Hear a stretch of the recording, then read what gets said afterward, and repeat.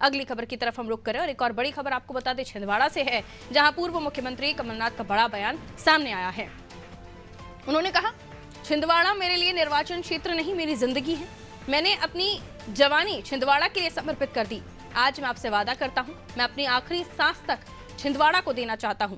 आगे का रास्ता हम मिलकर तय करेंगे, विकास का एक नया इतिहास बनाएंगे। और क्या कुछ उन्होंने कहा है, उनकी जुबानी सुनिए। तो ये सब आपके सामने, मैंने तो अपनी जवानी समर्पित कर दी छिंदवाड़ा जिले को। मेरे लिए ये एक निर्वाचन क्षेत्र नहीं है, ये मेरी जिंदगी है। और अंत में एक बात कहना चाहता हूं कि मेरी आखिरी सांस मैं समर्पित करता हूं, आखिरी सांस तक आपको समर्पित करता हूं। आगे का रास्ता हम मिलकर पार करेंगे और एक विकास का एक नया इतिहास बनाएंगे। आप सबका बहुत बहुत धन्यवाद। देखिए, इमोशनल बयान कमलनाथ का छिंदवाड़ा से सामने आया है। देखिए, थोड़ा सा पीछे जाइए, विधानसभा चुनाव का समय था, पिछले बार के चुनाव का समय था, माफ कीजिए, और उस वक्त भी हमने हमारे सीनियर से समझा सुना कि हार का मार्जिन बहुत कम था।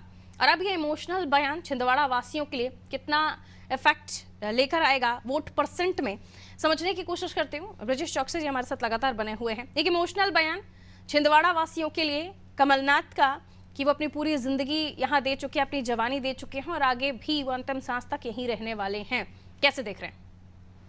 देखिए पारू, सिंपैथी कार्ड खेल रहे हैं एक तरह से, वो इमोशनल लगातार बयान दे रहे हैं। उसकी वजह है कि कमलनाथ पिछली बार मैदान में थे, उनके बेटे मैदान में थे, कमलनाथ मुख्यमंत्री थे, इसके बावजूद 35,000 से बमुश्किल जीत पाए थे। इकलौती सीट कांग्रेस को यदि कोई मिली थी मध्य प्रदेश में 29 सीटों में से, तो वो छिंदवाड़ा सीट थी। इस बार वहाँ पे हालात खराब हैं। जिस तरह से कमलनाथ के करीबी लोग एक के बाद एक छोड़कर जा रहे हैं, उनके विश्वस्त लोग छोड़कर जा रहे हैं, बीजेपी में शामिल हो रहे हैं, इससे कहीं ना कहीं वो संकट महसूस कर रहे हैं। इसलिए वो सहानुभूति चाहते हैं वोटर की, और सहानुभूति चाहने के लिए वो इस तरह से लगातार इमोशनल बयान दे रहे हैं ताकि लोग ये महसूस करें कि वो छिंदवाड़ा के लिए पूरी उन्होंने अपनी ज़िंदगी समर्पित कर दी, पूरी जवानी वहाँ खर्च कर दी। तो निश्चित तौर पर छिंदवाड़ा का आपको इतिहास देखना होगा पारुल के। छिंदवाड़ा वो क्षेत्र है जो कांग्रेस का गढ़ रहा है। कमलनाथ के आने से वो गढ़ नहीं बना है कमलनाथ का। वो छिंदवाड़ा वो इलाका है जब आपातकाल के बाद भी छिंदवाड़ा में कांग्रेस को जीत मिली थी, जबकि तमाम जगह कांग्रेस की बुरी तरह से हार हुई थी और इंदिरा गांधी हार गई थी। लेकिन एक छिंदवाड़ा सीट थी जहां पर जीत हासिल हुई थी, और कमलनाथ जो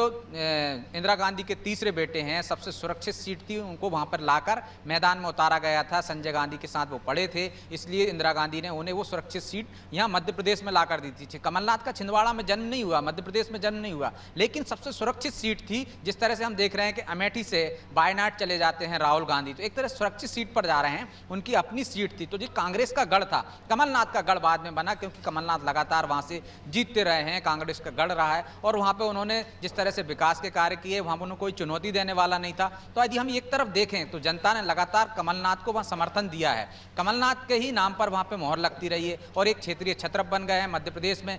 उनसे पहले कौन सीएम बनता था, बड़े निर्णय जो भी होते थे, तो पार्टी का आला कमान उनको साथ में लेकर निर्णय लेता था मध्य प्रदेश के बारे में। लेकिन अब उनकी परिस्थिति उलट हो गई। जिस तरह से पिछले दिनों हमने देखा था, कमलनाथ का एक पांव बीजेपी की तरफ था, एक पांव कांग्रेस की तरफ था, और जिस तरह से डमाडोल स्थिति में थे। बाद में उन्होंने बयान दिया कि तो मीडिया की उपज थी, मैं ना कहीं जाने वाला था ना कहीं जा रहा हूं, जो आपने कहा था कि मैं जा रहा हूं तो आप ही खंडन कीजिए। तो निश्चित तौर पर जो एक संदिग्ध उनका जो आचरण था, कहीं ना कहीं आला कमान का उन पर जो हाथ था, जो विश्वास था, वो कमजोर हुआ है और वो अकेले पड़ गए हैं। और अब उनको ऐसा लग रहा है कि यदि यहाँ हार गए तो कांग्रेस में हाशिए पर धकेल दिए जाएंगे। इसी वजह से वो लगातार सिंपैथी हासिल करने के लिए इमोशनल कार्ड बार बार खेल रहे हैं, ताकि सहानुभूति के नाम पर उनका बेटा जीत सके, जिससे वो कह सकें कि कमलनाथ के साथ यदि लोग उनके छोड़कर भी चले जाएंगे, पार्टी का आला कमान भी उनके सिर पर हाथ नहीं रखेगा, तब भी वो जीत सकते हैं। ये उनकी क्षमता है, ये उनकी वहां पे लोगों में लोकप्रियता है, ये जताना चाहते हैं। इसलिए लगातार वो इस तरह के इमोशनल कार्ड खेल रहे हैं। अब इसका कितना असर होगा ये तो आने वाले वक्त बताएगा, क्योंकि बीजेपी लगातार वहां पे